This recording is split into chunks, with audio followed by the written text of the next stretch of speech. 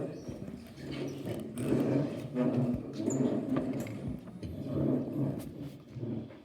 pledge allegiance to the flag United States of America, and to the republic for which it stands, one nation, under God, indivisible, with liberty and justice for all. Thank you. I'm sorry I didn't get the microphone first.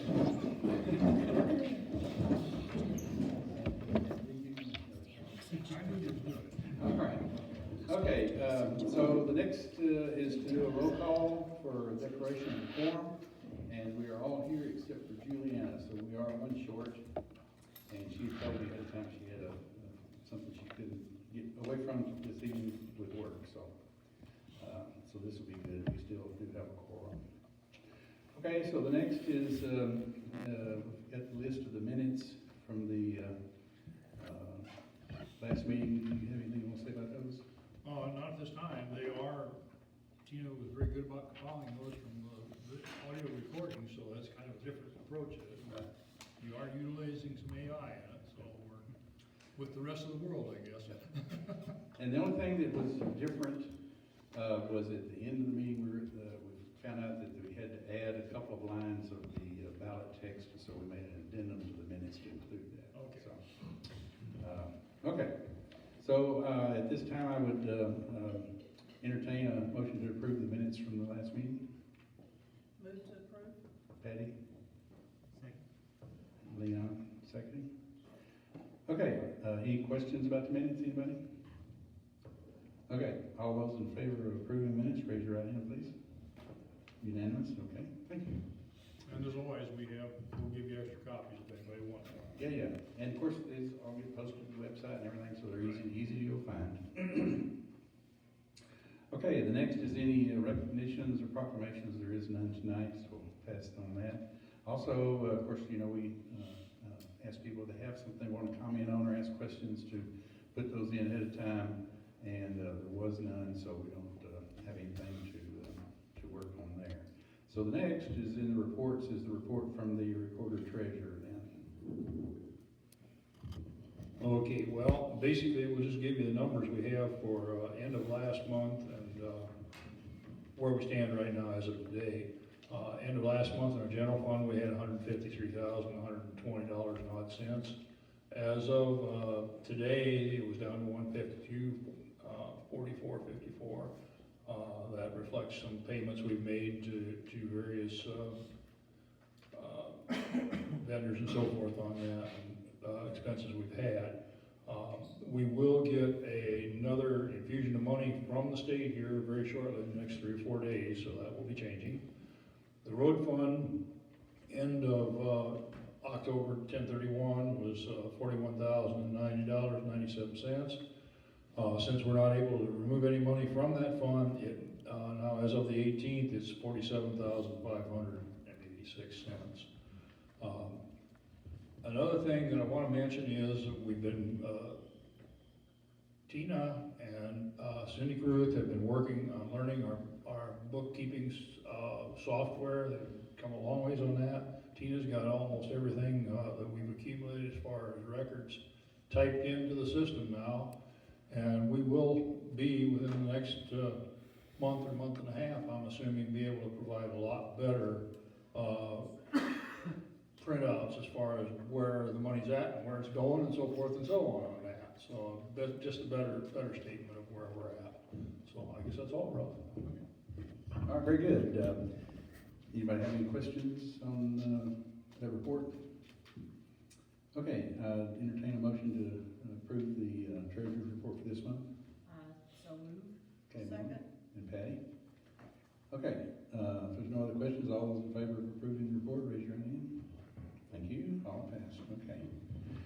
All right, so that takes care of that. So now we can get into the business, and we'll start with unfinished business. And everybody knows that we are working toward the annexation of the portion of Hot Springs County side.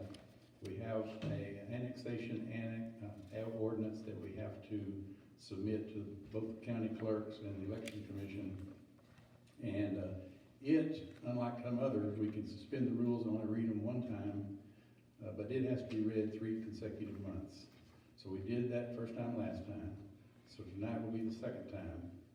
And so, I'm gonna let Patty's computer talk to us. Oh, it's around the chair.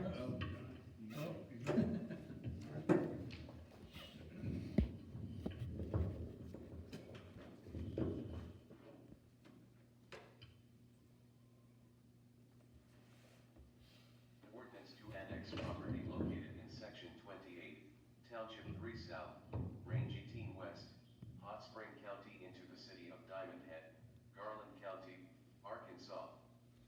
Whereas, the city of Diamond Head, Garland County, Arkansas, herein after the city, was incorporated on March 1st, 2024, and whereas, the city proposes to annex a portion of section 28, Township 3 South, Range 18 West, Hot Spring County to be included as part of the city, and whereas, the city has met the requirements as required by the Arkansas Department of Transformation and Shared Services on May 22nd, 2025, as specified in A.C.A 14-40-101, and whereas, the residents of both the city of Diamond Head in Garland County and the proposed annexation portion of Hot Spring County must vote on this annexation in the March 3rd, 2026 election.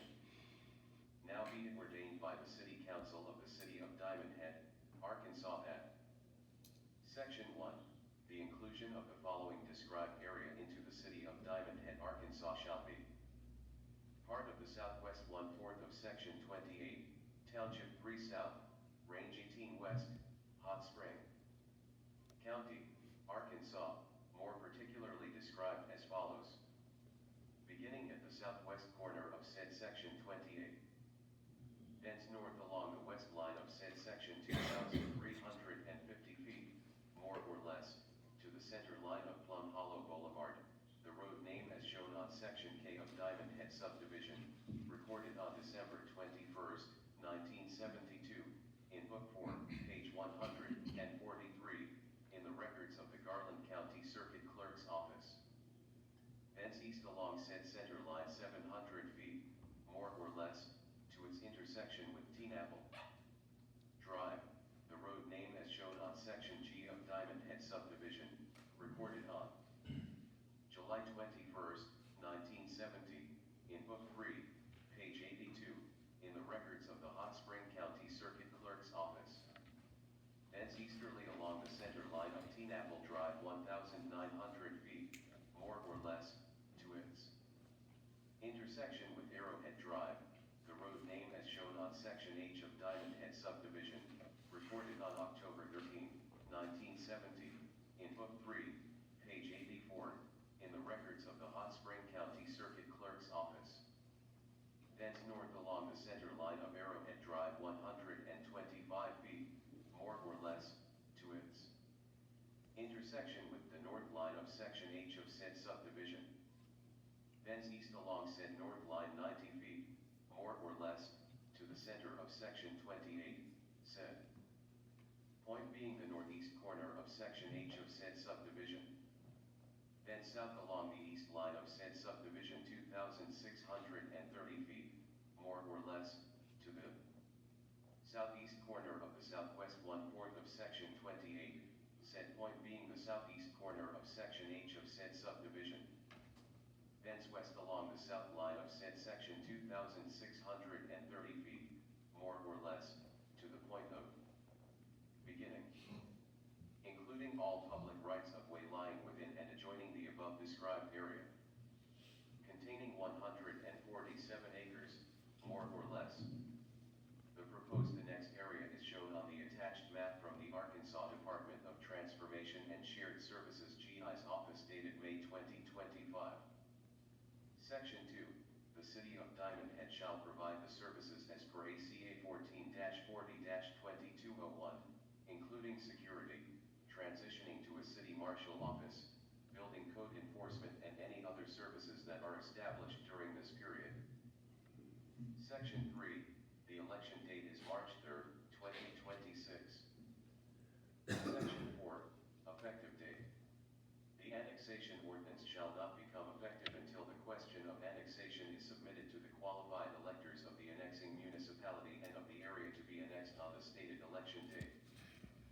Section 5, severability.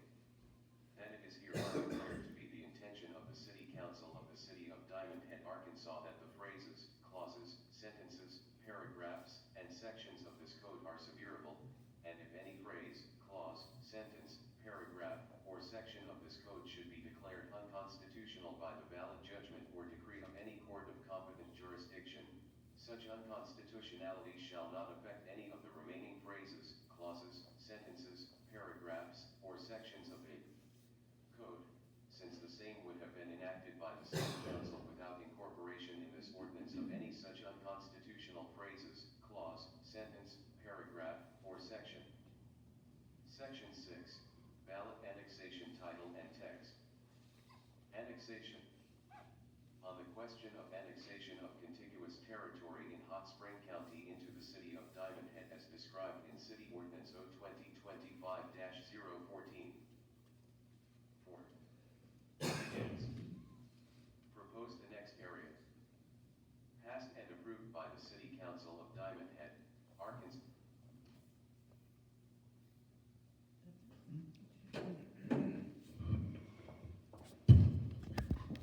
I know that makes your blood run, doesn't it? But it's a legal requirement that's read, and so it takes care of that. Also, for people that may not have been here before, you're hearing some of those street names and going, where is that? And the street names, some have been changed, but the legal description in the courthouse is what was originally put in, and so that's why we have to go by that, so. Pineapple. Mm-hmm. Yes, There's Arlington. Is that Yep, the name? yes. Okay. Yep.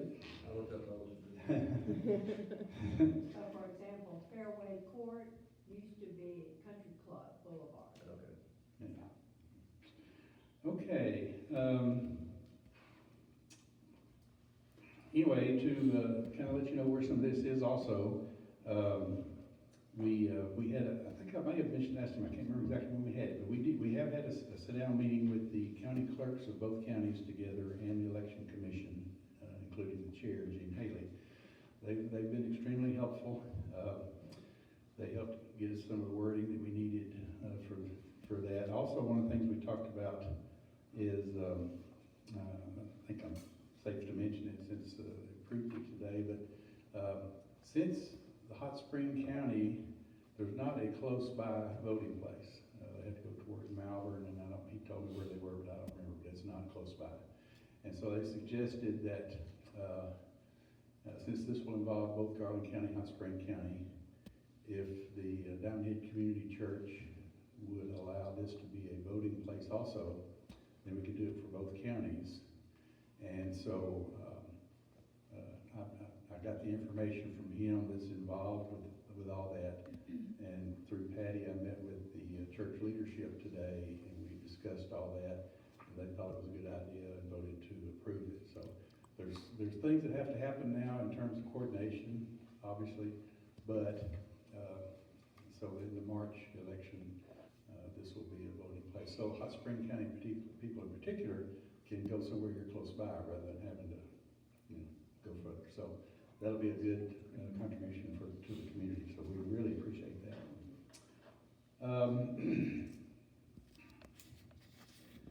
Let's see. And one of the things we had to do, there's several, obviously, we got still more than that, but one of the things we had to do was provide the list of residents in the park to be annexed. And so I want to thank Monica and Kendra and Benny for pulling that together, and they did that rather quickly, and I'm glad they know how to do it. I'd have no clue.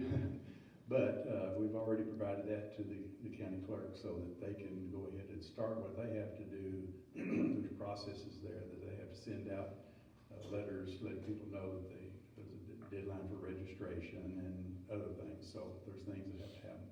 And they'll work to get them on the approved list to the end of when we set up for the actual vote. So they need that stuff ahead of time. So that's been done. Okay. So that's all I have on that. So we'll do that again next time as well. Next on the agenda is the resolution approving the contract with Life Safety Security for security. I hate to sound like a broken record, because we've had this for 2 or 3 months now. Thing is, there's been a couple of sticking points in getting a contract in place. We've kind of agreed on all of, 99% of the stuff. And I was certain we were gonna get it final by this evening, and it's not quite. So what we will do, or plan to do, because I expect it to in the next couple of days, we'll call a special meeting then to do that so that we can go ahead and sign the contract and get that started. We're anxious to, the company's anxious to. But the two issues, they had it written where we'd have a signed contract and could only be terminated for cause. I felt like we don't know where a lot of things are gonna happen, how quickly we can get the marshal service in place, and such. And so I just wanted the flexibility to be able to terminate it just if we wanted to. Of course, I understand why they wouldn't want that, and so we batted that back and forth a lot, and basically, I said, we've gotta have it. And so they came back and said, look, we've invested so much already to get started. They had to get the vehicle, they had to get the signs on it, they had to do the lights, all those things, so a certain amount of things they had to do. And so, they said, if we had to terminate early and was willing to pay, $11,000 for that, $11,200 for that termination, then they would do it. So I agreed to that, because I think that's not a big cost to us, but gives us some flexibility. I don't even expect that to happen, but I wanna have it available. So that's one thing. The other is indemnification, which I didn't know much about, was learning more all the time. But they had a clause in there where everybody indemnified everybody. They indemnified us, we indemnified them, and we definitely wanted them to indemnify us, because that's kind of like a guarantee that that if something's wrong, then that they did, then we're not involved or liable. But they want us to indemnify them. Now, the specifics of that is that it's if we were to, we're just buying a service, but if we were to direct them in a certain way that they did something that could be illegal or somebody could sue for, then we would be liable. So we want to define that carefully, because we don't want to have to get involved in something there, because the cities have a lot of immunity and we don't want to upset that. So our attorney is working on the specific wording, and they've gone back and forth already, that the minimum we would allow, but still allow them some indemnification. And I'm really not too worried about it, because if it has to be something that we take an action on to do in some event, and I don't really see that happening. But anyway, so we're working that. So the thing is that it's not ready to be presented to the council tonight, but as soon as we get those where I'm comfortable with them, then we'll call a meeting and look at it. If everybody agrees, then we can sign the contract and move forward. Any questions on that, guys? I have one. Yeah. As to the base contract, is it for a set period, for the first year, and then after that point, you can, bail if you have to, and so forth on that? You might want to explain that. Yeah, that is correct. It's written basically for a year, and so, and it has a clause in there that it can be just agreed upon, extended, gives them availability to increase the price by 3% in a year. I don't see that happening, and they've said several times they understand they're working themselves out of a job, because they're also helping us, since they are law enforcement people, active or inactive right now, but that's their background. They've had certifications and all. They understand all these, so they're going to help pull together through the different state laws what's the requirements for the office, what's the requirements for the evidence, and what's the requirements for records. Everything we have to be able to do, they're going to define that. What's the requirements for the officer certifications, all that stuff. What's the requirements for the police vehicles? What do you have to have in there? How is that handled? we don't know, we've read a bunch of stuff, Patty has helped pull a lot of that together, but the more you look at it, you go, man, we gotta have somebody who knows what they're doing. So they're doing that as part of this effort as well. And so, they'll do that, then once they do that, then they'll help us define what we have to go get to do that. And we'll work our way toward being able to, set up the office.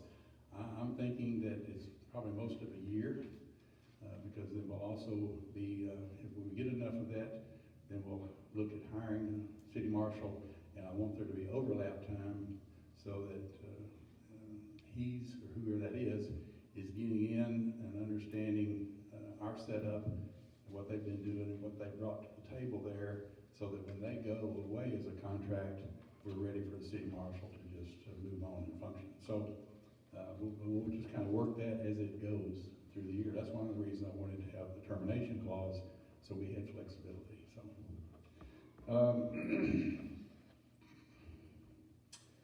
Let's see.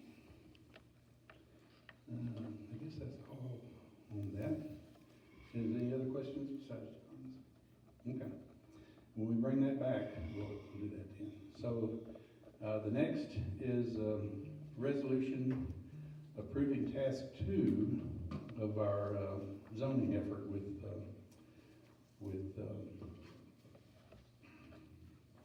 gosh, yeah, I couldn't remember the first name. Yes. Anyway, we have already, approved and signed agreement and a task with, this, engineering firm to help us develop, zoning. And there's a lot of state laws on that too, and things you have to do. And, what happened, before they could start it, they started looking at that. They're used to working with cities that already are up and going. They haven't worked with cities that are just starting. And so they made a couple of assumptions of things we would already have in place, which we don't. So they have to go do those first. So the resolution for tonight to approve is for them to provide a street master plan and a land use plan for the city. Those are state requirements, it's something you have to have, and it won't be that difficult. But, you know, all that has to be set in all the legalese and the maps and stuff. So anyway, the request for that is $8,500.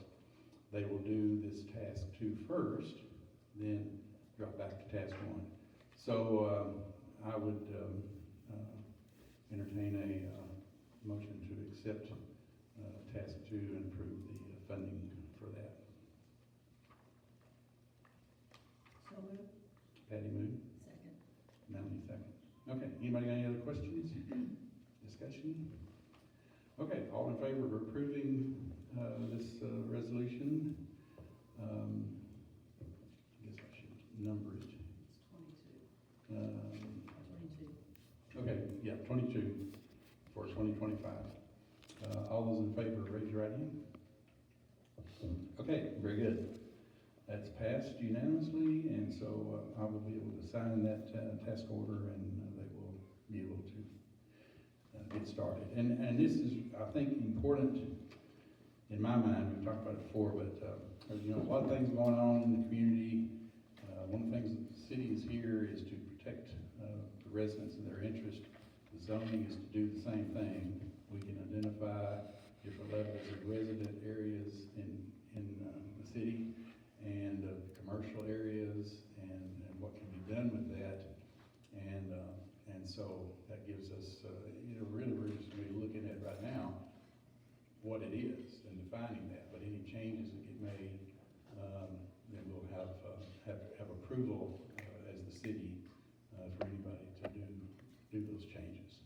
So I think it's important to get that done.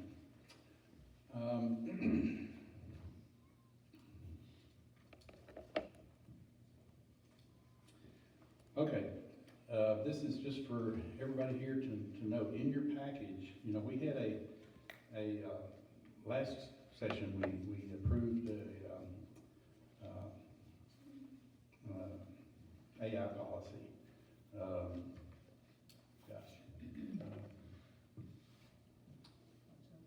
No, I'm thinking about, I should be able to name that, but it just escaped, artificial intelligence, just coming out of my head.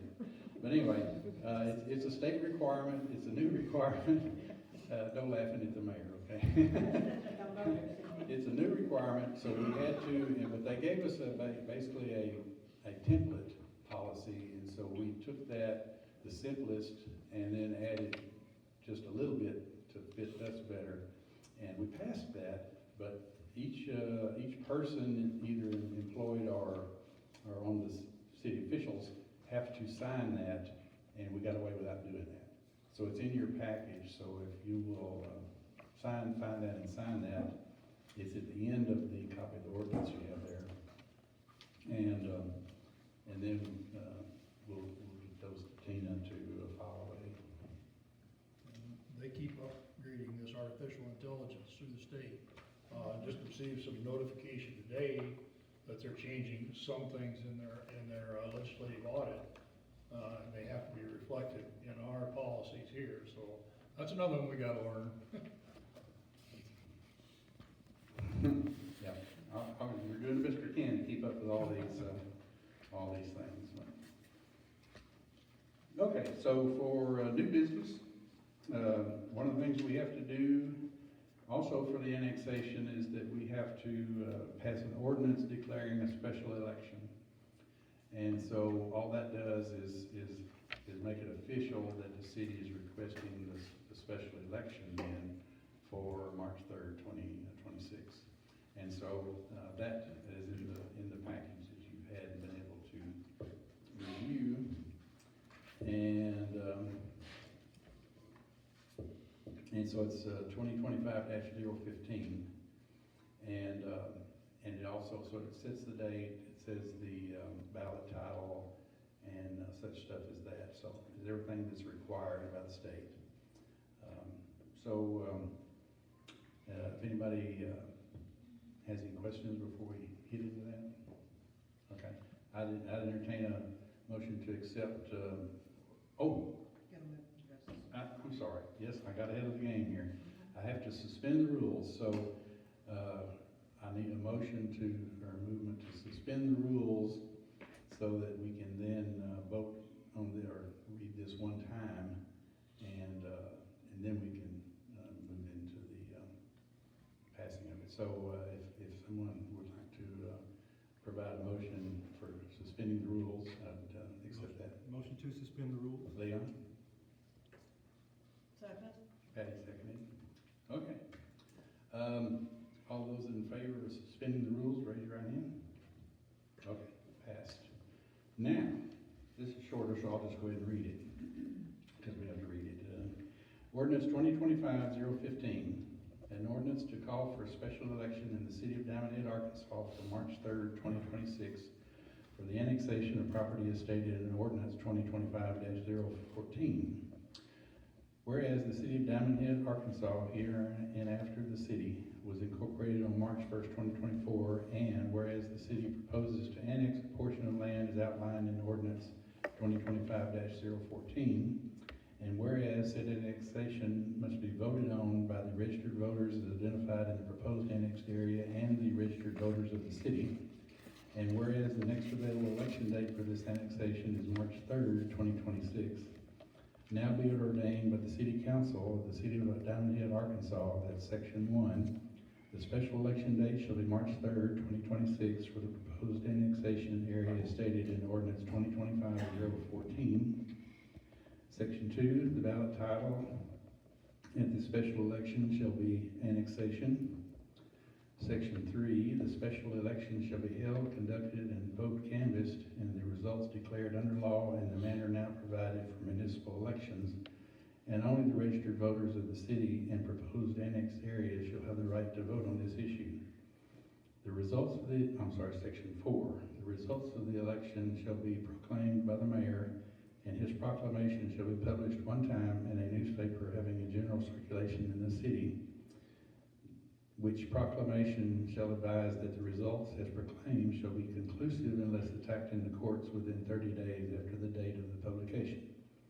Section 5, the mayor and the recorded treasurer for and on behalf of the city be, and they are therefore thereby authorized and directed to do any and all things necessary to call and hold a special election as herein provided, and to perform all acts of whatever nature necessary in a timely fashion, to carry out the authority conferred by this ordinance.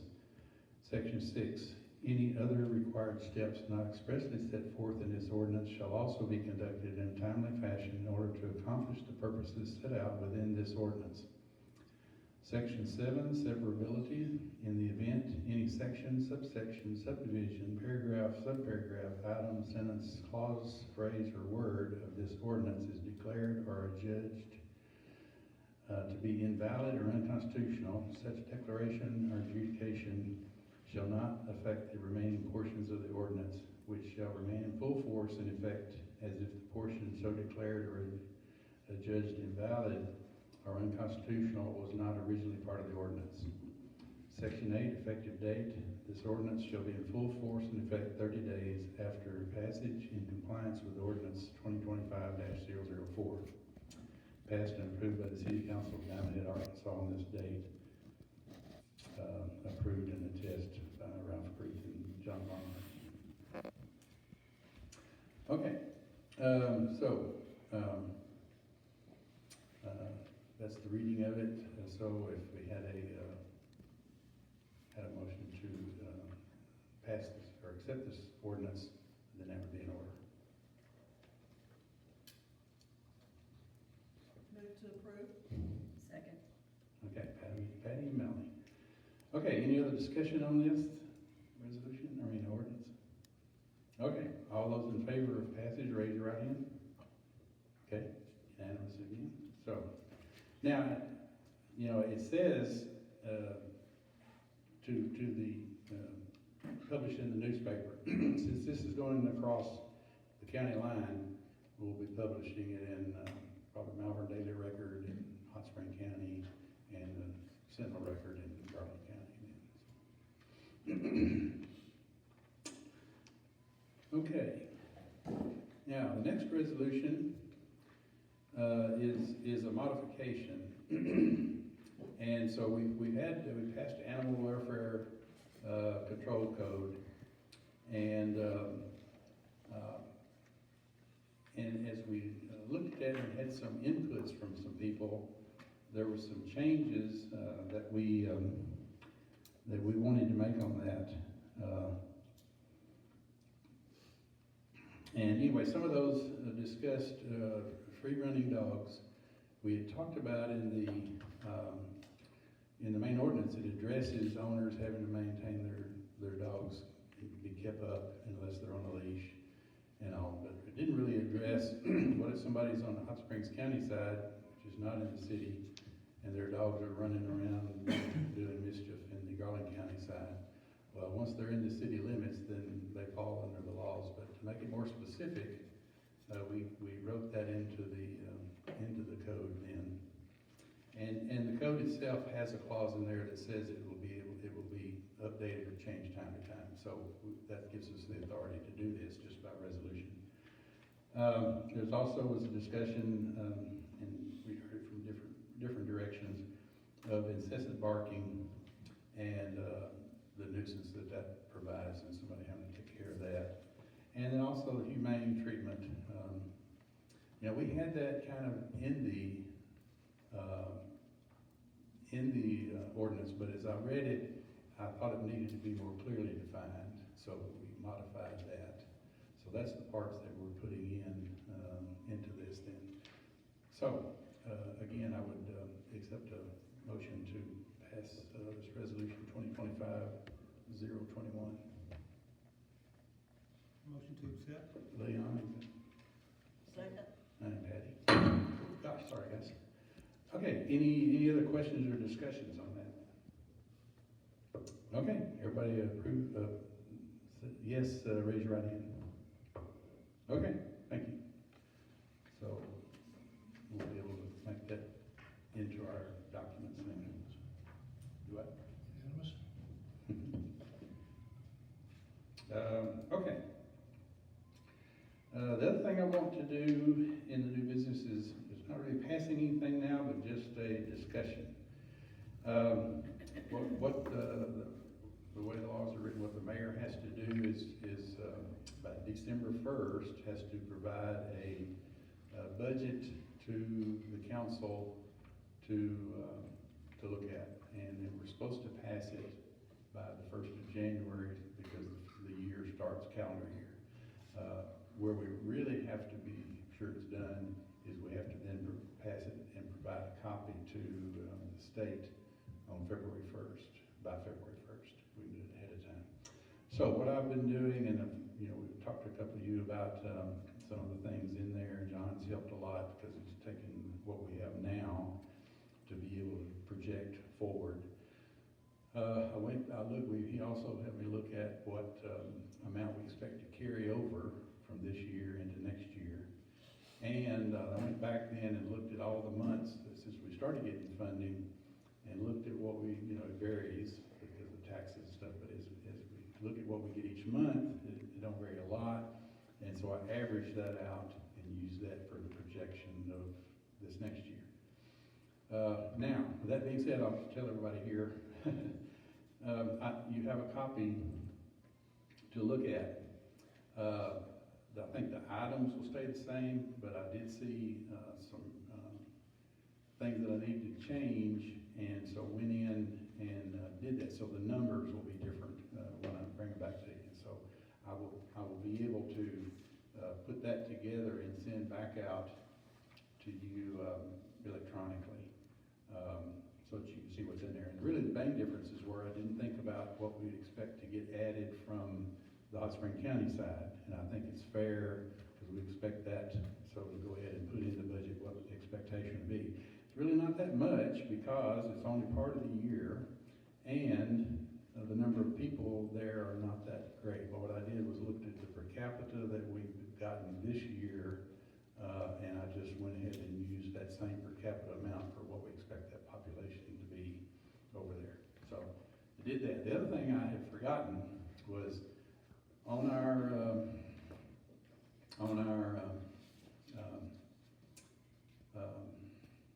grant application, which we should hear about soon, but we have not yet. So if we hear before our December meeting, then we can make those changes too. But we have to have a matching amount, and so part of the carryover from last year will go into that matching amount. There has to be part from this year. So I went back and changed the numbers to budget that in. And so the biggest thing was, let me just look at some, because I have the other numbers here, so I wanted to just take a look at them. I had shown a pretty good surplus there, $87,000, but when you do that and I cut back some of the other numbers, just a little bit, but not a lot. And so we end up with a surplus of $13,850 in the new numbers, but by and large, they didn't change a whole lot. Just bits here and there. So that'll give you a little idea, but I'll send the actual numbers to you. But we're expecting to carry over in the neighborhood of $177,000. But we have to have, if we get that grant, we have to have $188,000 for our matching part of that. And so then everything else changes a little, but not that much. All the same line items. But then we also have a smaller surplus that way. So if we think we need a bigger surplus, we can look at other things we might could cut back on. But anyway, that's where that is. This gives you the start, and so we'll work toward hopefully having a final number to vote on in December. If it ends up that there's something then that is not certain and we need to change, there's still time before we have to actually provide it to the state. We'll probably have some adjustments with the, some of the things that we're looking at as far as contracts coming up too. I mean, that can be somewhat flexible, I think, on that. And, it's not set in stone by any shape or form yet, but we'll get closer here in the next month. Okay, any other questions on that? So let us know where we're at, what I've kind of got at this point, and then we can massage it to hopefully have a final number.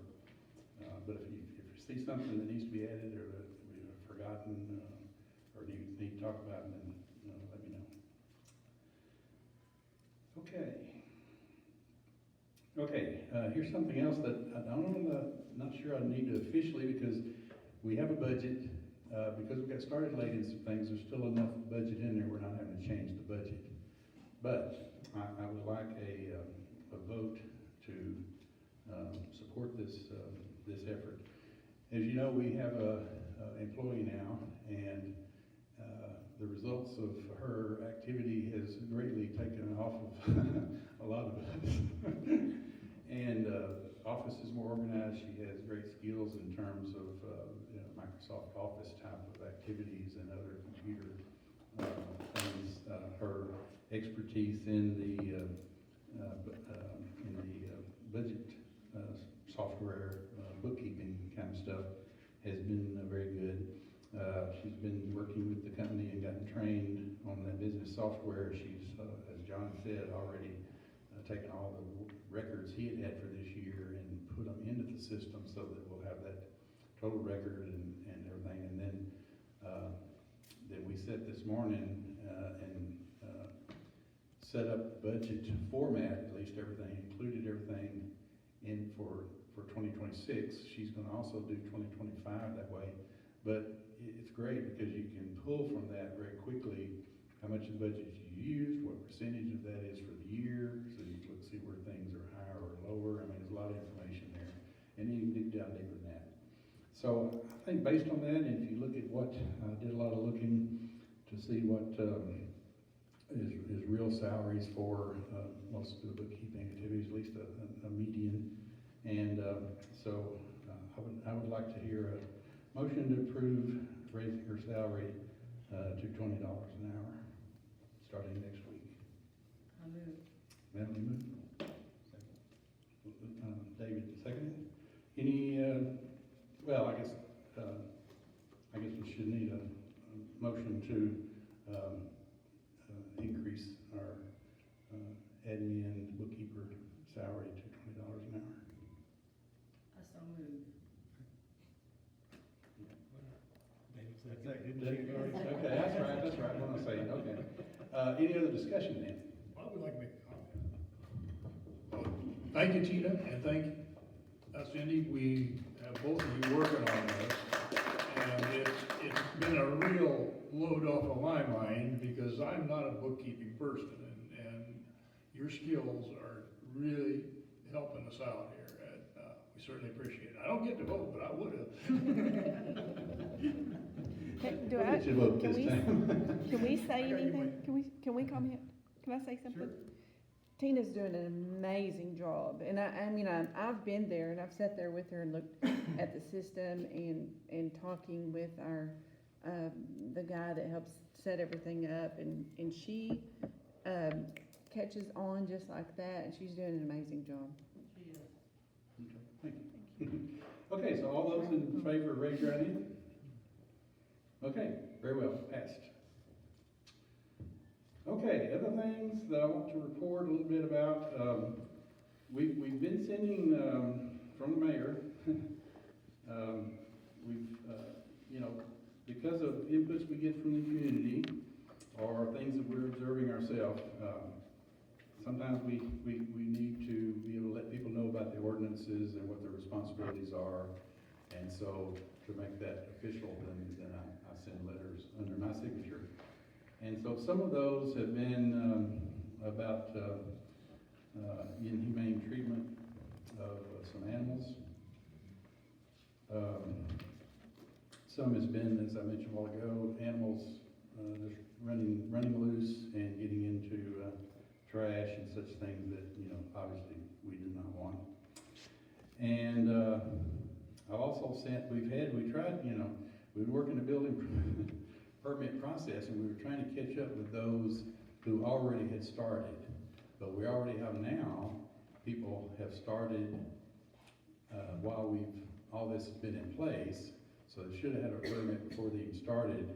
And I drove by the other day, and there's a place where they were pouring a foundation. So anyway, so by having to contact them to let them know what the ordinance is and what the requirements are, then we sent some of those.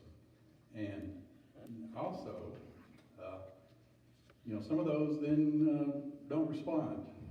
And, so we have now, had our city attorney send letters to some of those saying, you know, we've had these discussions, you sent this letter from the mayor, here's the ordinances, here's your requirements. We expect to hear soon to have this taken care of, or we'll take legal action. So, you know, I think, I don't know what they think, but I think they think, just ignore these guys and go on. Well, we're not gonna do that game. So we may be starting lawsuits soon if we don't hear from them, but we have sent, our attorney has sent 4 letters, for us out on that kind of stuff, so. Any questions from anybody?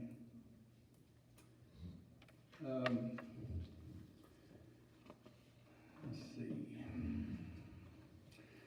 The only update I can really give you on the lawsuit that, the DPOA and Omni have filed against the city is that, you know, the way it starts, they file a lawsuit. Since we're members of the municipal league, they've assigned an attorney to defend us, so there's no cost to us. Our city attorney is just helping on the side, but they're doing all the big legwork. So they wrote the response back. Then the other side gets to respond to that, and then we get to respond to that, and that's the way it's set up. But when that's done, everything halts until the judge either looks at those and goes, yeah, this should just be tossed, and he can do that, or he may decide he wants a hearing, and then he may do that, or he may say, no, okay, this goes on to trial. If it does that, then we have to go through all the interrogatories and depositions and the whole gamut. But also, our attorney, after she had done all this, and we're waiting, our attorney at the municipal league has moved to a different job there, position, so they reassigned somebody else to it. And so I've been in communication with them, and they said, we really don't need to dig much deeper right now until we wait and see what the judge is gonna tell us. So we're just kinda on hold there and waiting. You know, it really doesn't bother us. There's nothing we have to do right now, and I don't think any of us are worried about it, but we have to go through all that. So that's where it's at. So as soon as we know about that, what's the next steps, then we'll pass those along.